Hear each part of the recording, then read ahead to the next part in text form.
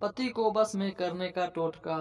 एक औरत बाबा जी के पास गई और कहा कि बाबा जी, मुझे कोई ऐसा टोटका बताएं या कोई ऐसा ताबीज देकर मेरा पति हर बात माने, जो भी मैं कहूँ वह वही करे, जो भी मैं चाहूँ।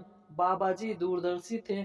उन्होंने औरत की बात बहुत ध्यान से सुनी और कहा, बेटी, यह टोटका तो सिर्फ एक शेर के गर्दन के बाल से ही हो सकता है, और वह बाल खुद तुम्हें शेर की गर्दन से उखाड़ कर ले आना पड़ेगा, तभी टोटका काम करेगा, वरना इसका कोई फायदा नहीं होगा।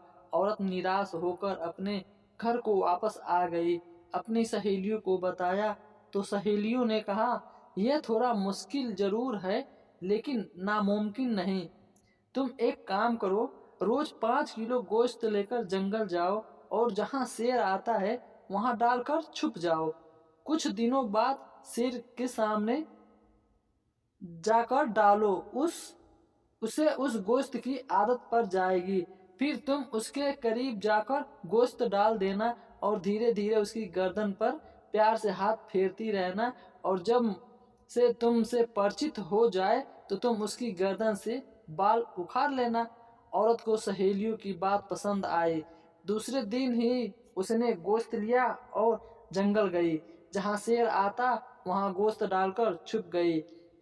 शेर आया, गोश्त खाया और चला गया। औरत ने 1 महीने तक ऐसा ही किया। फिर 1 महीने बाद उसने शेर के सामने जाकर गोश्त डालना शुरू कर दिया, ताकि शेर को पता चले कि उसकी सेवा कौन कर रहा है। 1 महीने बाद फिर उस औरत से परिचित हो गया था। फिर एक औरत ने शेर की गर्दन पर हाथ फेरते फेरते मौका देखकर गर्दन से बाल उखाड़ लिए और खुशी खुशी बाबा जी के पास गई, और वह बाल बाबा जी को देते हुए कहने लगी, बाबा जी, मैंने शेर की गर्दन की बाल उखाड़ कर ले आई हूँ, अब आप टोटका शुरू कर दे। बाबा जी ने आश्चर्यचकित होकर पूछा, यह तुमने कैसे किया? तो औरत ने सारी बात बता दी।